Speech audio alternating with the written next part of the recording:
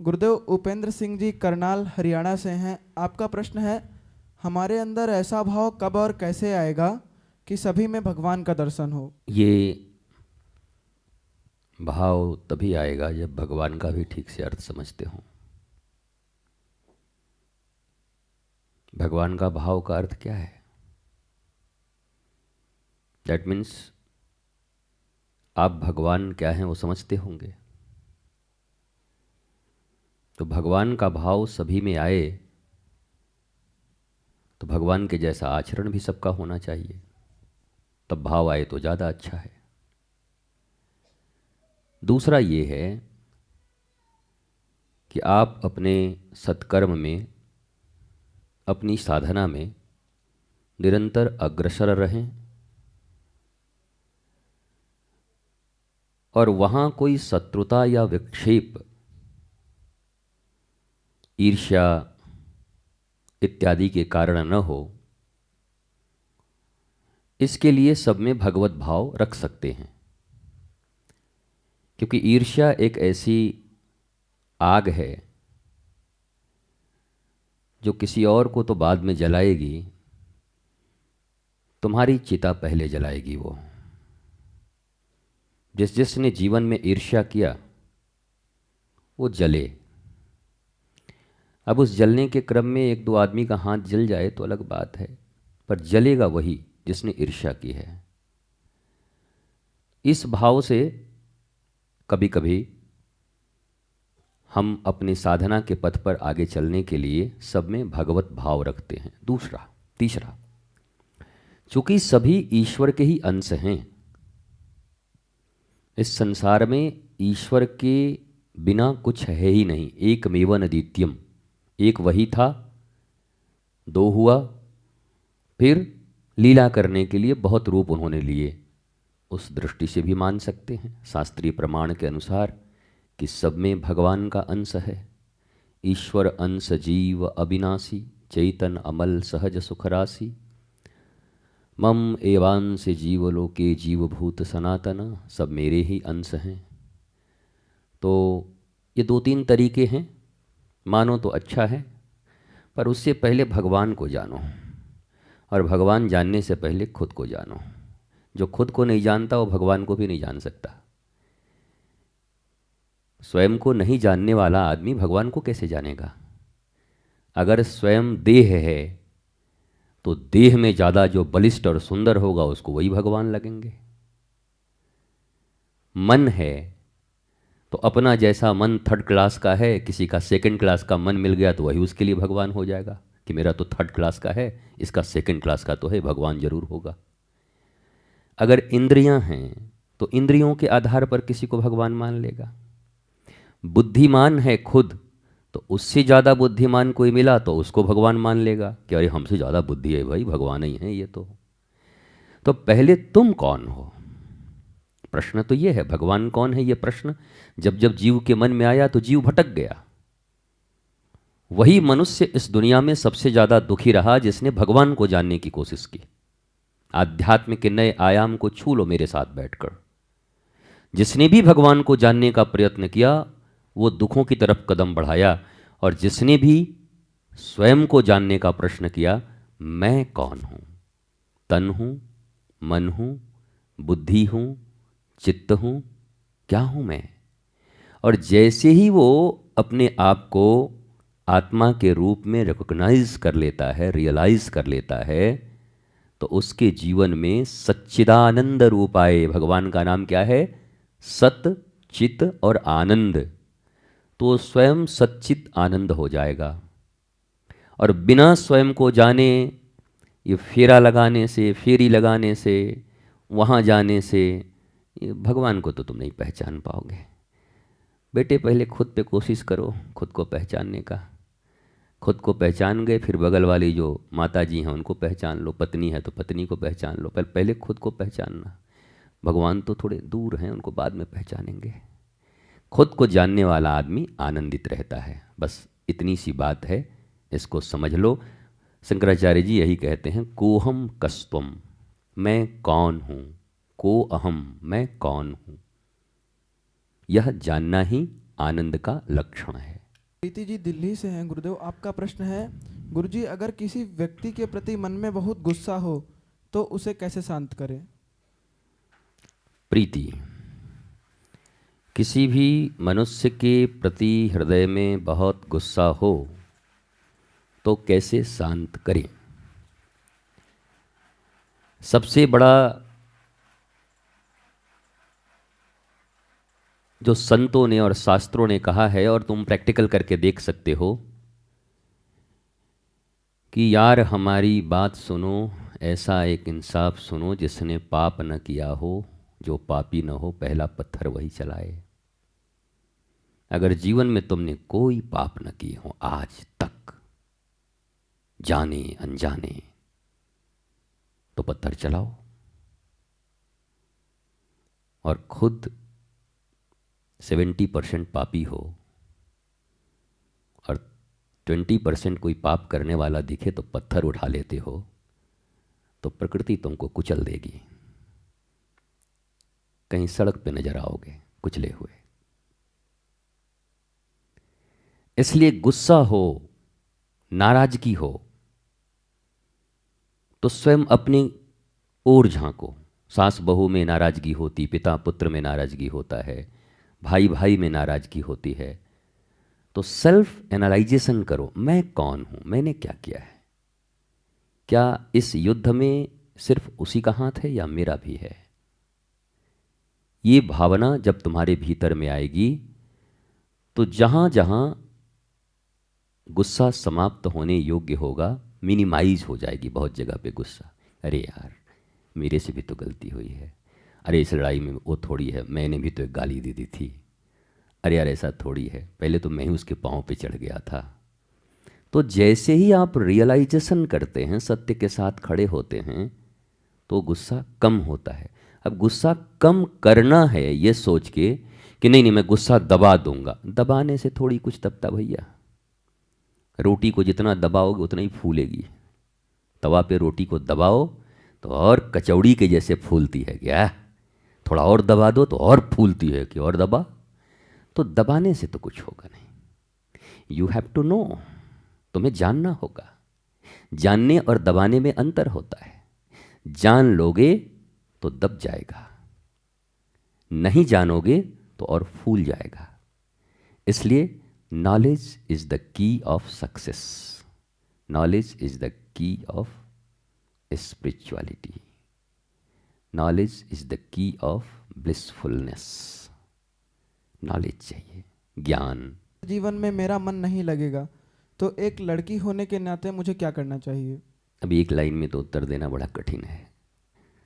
मैं आजकल एक लाइन में देना अच्छा समझता हूँ, पर ऐसा लगता है कि मन, आपने कहा कि मेरा मन, तो पहली बात तो मन तो खतरनाक चीज़ है। आज मन कह रहा है कि नहीं जाएं, अब कल समय निकल जाएगा तो मन कहेगा कि अब चले जाएं। तो मन को तो मत मानो कि तुम हो। इंद्रिया, शरीर, मन, बुद्धि, चित्त, अहंकार, तब आत्मा। मन तीसरे नंबर का है, हमें पहुंचना 7वें नंबर तक है। मेरी जो रियल आइडेंटिटी है, पहचान है, वो 7वें तल पे है, आत्मा। और मन क्या है? देह, इंद्रिय, मन तीसरे तल पे है। तो तीसरे तल पे तुम अभी हो, मन के अनुसार चल रही हो। दूसरी बात, अगर तुम्हारे हृदय में ये भावना है कि मैं सेल्फ रियलाइजेशन करूं, मैं ईश्वर को रिवील करूं, मैं आनंदित रहूं, तो कोई आवश्यकता नहीं है कि तुम विवाह करो कि गृहस्थ में जाओ। इसकी कौन सी भी आवश्यकता है? सहजो नहीं करती, दया नहीं करती, मीरा करके निकल जाती है, ये कौन सी बड़ी बात है? पर ये सब प्रश्न थोड़े खतरनाक होते हैं समाज में। जितने माँ बाप बैठे हैं वो बोलेंगे कि अरे तो गुरुजी के पास आएंगे तो बेटी शादी ही नहीं करेगी। वो सब अपने तराजू पे तौल तौल के देखते हैं और ऐसे करके देखेंगे हमको, इनकी शिक्षा कुछ ठीक नहीं लग रही है। हर आदमी अपने अनुरूप ही चीज़ों को ग्रहण करना चाहता है, सत्य नहीं सुनना चाहता है। ये तो सत्य की दुकान है, या तो सत्य ही बताया जाएगा। तुम्हारे योग्य क्या है क्या नहीं है वो तुम स्वीकार करो, तुम लो, ये तुम्हारे ऊपर है। तो मेरी बेटी, आप उस पथ पे जाएंगी कि नहीं जाएंगी ये आपका निर्णय है, पर निर्णय केवल तात्कालिक मन से मत ले लेना, थोड़ा सा। इसलिए मैंने कहा ना कि पहले सेल्फ को जानो, खुद को जानो, तुम कौन हो। थोड़ा साधना कर लो, आत्म स्थिति में आ जाओगी और फिर जो इच्छा करे वो करना। फिर वशिष्ठ की तरह होना हो तो अरुंधति होंगी, फिर तुम जानकी होगी तो राम होंगे तुम्हारे लिए, और नहीं होगी तो फिर गार्गी की तरह साधना भी कर सकती हो, कोई फर्क नहीं पड़ता। तो सारे रास्ते खुले हैं। ये मन डिसीजन लेगा तो गलत होगा, शरीर डिसीजन लेगा तो गलत होगा, बुद्धि निर्णय लेगी तब भी गलत होगा, ये निर्णय आत्मा लेगी तब ठीक होगा। तो वहाँ तक तो पहुँचना ही होगा। वहाँ पहुँचने के बाद सब क्लियर हो जाता है। भगवान को आत्मावान मानते हो कि नहीं? होंगे ना भगवान? श्री कृष्ण होंगे कि नहीं? होंगे ना? तो उन्होंने प्रेम किया कि नहीं किशोरी जी से? किया ना? उन्होंने विवाह किया कि नहीं द्वारिका में? उनके संतान हुए कि नहीं? हुआ ना? तो जिन लोगों के मन में ये डर है कि आत्मज्ञान होने के बाद तो दुनिया छूट जाएगी, तो श्री कृष्ण से रंगीला कौन है इस जगत में? उनसे हरा भरा कौन है? उनसे आह्लादित, उनसे आनंदित इस पृथ्वी पर कौन तुम्हें कोई दिखता है? मुस्कुराता हुआ अगर एक पर्सनालिटी का नाम आए तो श्री कृष्ण है। विपरीत से विपरीत परिस्थितियों में भी मुस्कुराहट जिनके होठों पे रहती है, और केवल होठों पे नहीं रहती, होठों पे तो हम लोगों के भी रहती है। जेठानी आई है, देखकर मन कर रहा है कि एक लोटा मारने के माथा फूट जाए, लेकिन अब क्या करें, घर का एटिकेट से तो ऐसे करके दीदी कब आई, मुस्कुरा रही है। जेठानी भी सोच रही कि ये ख़त्म हो तो इसका पूरा हिस्सा हमारा हो, वो भी करे रे मेरी छोटी बहना। तो होठों पे मुस्कुराहट तो हमें भी आता है, पर श्री कृष्ण को दिल की मुस्कुराहट आती है, वो हृदय से मुस्कुराते रहते हैं। अब मुझे लगता है हमें भी होठ से दिल तक पहुंचना होगा। हमारी भी यात्रा होठ से हृदय तक की है। होठ से शुरू करो, होठ से शुरू रखो। मतलब झूठी हंसी भी जरूरी है, एकदम सीरियस भी रहने की जरूरत नहीं है। हर समय 4 इंच का लंबा मुंह है, हम भीतर से नहीं मुस्कुरा रहे तो ऊपर से भी नहीं। ऊपर तो मुस्कुराओ, तो शायद ऊपर से भीतर आ जाए किसी दिन। कभी कभी ऊपर से भी भीतर आता है, कभी भीतर से ऊपर आता है। तो मुस्कुराहट जारी रहनी चाहिए और आपकी यात्रा वहाँ तक पहुँच जाएगी। गुरुजी, किस्मत में सब पहले से लिखा होता है या हमारे कर्म किस्मत का संचय करते हैं? अब इस प्रश्न का उत्तर तो मैंने बिटिया कई बार दिया है, भाग्य बड़ा या कर्म। मैंने ऑलवेज कहा है कर्म को। भाग्य तो कहते हैं तो फिर जो भाग्य कैसे बड़ा नहीं है गुरुजी, जो हमारा प्रारब्ध बना है वो तो बन गया है, करोगे क्या? अभी जो बना सकते हो उस पर तो कुछ करो। जो हाथ में है उस पर नहीं सोचते हैं, जो नहीं है उस पर खूब चिंतन करते हैं, विचार लगाते हैं। अतीत को बदला नहीं जा सकता, उस पर खूब सोचते हैं, पास्ट पे। फ्यूचर के बारे में कुछ पता नहीं, उस पर भी सोचते हैं, फ्यूचर मेरा इनसिक्योर लग रहा है, फ्यूचर मेरा क्या होगा। तेरा वर्तमान ही नरक है, फ्यूचर भी नरक ही होगा। जो आदमी वर्तमान में इतना तकलीफ में है, जो आदमी वर्तमान में इतने संघर्षों में है, जो आदमी वर्तमान में इतना विचलित है, उसका फ्यूचर कैसा होगा भाई? जो बीज डाल रहा है वही होगा, वही कठिनाइयां होगी। तो वर्तमान को आनंदित रखने का प्रयत्न करो, वर्तमान को श्रेष्ठ करने का, वर्तमान को पुण्य से भरने का प्रयत्न करो। आज और इसी वक्त सबसे श्रेष्ठ और सुंदरतम कार्य मुझसे क्या हो सकता है, केवल ये तुम्हारे हाथ में है। तुमसे क्या हुआ वो तुम्हारे हाथ में अब नहीं है, तुमसे क्या होगा वो अब तुम्हारे हाथ में अभी भी नहीं है। हम अभी क्या करेंगे या कर रहे हैं, ये हमारे हाथ में है। तो छोटा सा चीज़ संभालते हैं। ये ज़्यादा 3 क्विंटल माथे पे लेके चलना ज़्यादा अच्छा है कि 1 क्विंटल? बोलो, नहीं बोलो तो 3 डालते हैं। तो 1 क्विंटल अतीत, पास्ट, 1 क्विंटल फ्यूचर, और अभी अच्छा कर्म करना है तो 1 क्विंटल वर्तमान। मुझे लगता है 2 क्विंटल फेंको और 1 क्विंटल लेके चलते हैं। और ये ऐसा क्विंटल है कि ट्विंकल बना देगा तुमको, ट्विंकल ट्विंकल लिटिल स्टार। इसको अगर तुमने उठा लिया तो तुम्हारे फ्यूचर बड़े अच्छे होंगे, तुम मुस्कुराते रहोगे। और ऑलवेज हमें ऐसे ही जीना चाहिए, घरों में, परिवारों में, समाज में, राष्ट्र में, मित्रों के बीच ऐसे ही जीना चाहिए। हम अपने हमारे कर्म को देखें, ठीक करें। हम जो हमसे रिलेटेड हैं, अगर हमारे बच्चे बच्ची हैं तो हमारा उन पर अधिकार है, और वो हमारे आश्रित हैं तो उन्हें अच्छी चीज़ें बताना हमारा धर्म है। पर वो माने न माने वो उनका कर्म है, ये भी हमेशा याद रखना। आपका धर्म है उन्हें बताना, मानना न मानना उनका कर्म, वो अपना समझें। आप कोशिश करो जो आप पर आश्रित है उन्हें अच्छी चीज़ें बताइए, और वो माने इसके लिए ईश्वर से प्रार्थना करिए, उनके इर्द गिर्द आसपास में उन्हें वैसा माहौल दीजिए ताकि वो सत्कर्म कर सकें। जीवन में कुछ भी हो, अगर रहीम और कबीर की बात माने तो इसी को माने, बुरा जो देखन मैं चला तो बुरा न मिलया कोई, और जो दिल ढूंढा आपनों तो मुझसे बुरा न कोई। तो हम अपने ऊपर काम करें, हम अपने आप को ठीक करें।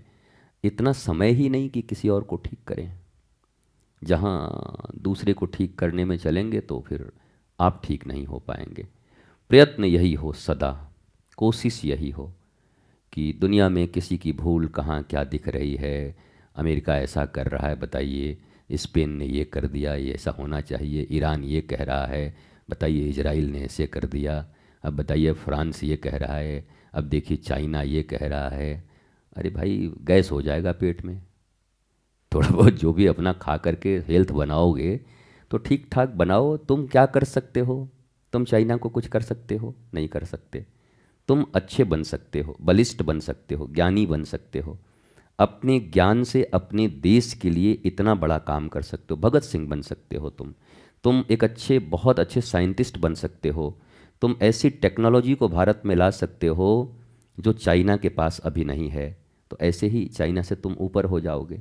पर चाइना पे तुम प्रहार तो नहीं कर सकते कि नहीं नहीं नहीं गुरुजी हम नहीं मानेंगे। क्या और हम डंडा लेके जाएंगे चाइना पर विजय प्राप्त करके आएंगे? कहाँ जाओगे भाई? डंडा से तुम्हारा भाई को नहीं जीत पाओगे, बाहर एक आदमी को नहीं जीत पाओगे। तो आपको फोकस अपने ऊपर करना है। कुल मिलाकर मेरी एक ही बात है, फोकस खुद पर करिए, खुद को विराट बनाइए। विराट हृदय से बनाइए, केवल धन से नहीं, केवल संपत्ति से नहीं। रावण और बन जाओगे, दुर्योधन दुशासन की तरह। संपत्ति तो बहुत रहेगी पर चीर दिए जाओगे, मार दिए जाओगे। जैसे भीम ने चीर दिया, मार दिया जरासंध को, जैसे भीम ने जंघा तोड़ दी दुर्योधन की। तो तुम केवल धन संपत्ति से बड़े बनने का प्रयत्न मत करो, बल्कि सत्कर्मों की दिशा में भी बड़े बनने का प्रयत्न करो। स्वस्थ रहिए, मस्त रहिए, आनंदित रहिए, जबरदस्त रहिए, आगे बढ़ते रहिए, घबराइए मत। जीवन में सत्य की विजय होती है। कहीं घबराहट लगे तो कभी घबराना मत। ईश्वर के साथ रहो, प्रभु के साथ रहो, और सिंह के बच्चे की तरह रहो। जैसे मैंने गयंद हाथी का बच्चा कहा है कि ऐसे दौड़ते रहो, समस्त समस्याओं से मुक्त हो, आह्लादित रहो, प्रसन्न रहो। जय जय श्री राधे, जय जय श्री राधे, जय जय श्री राधे। नमः पार्वती पतये, हर हर हर महादेव।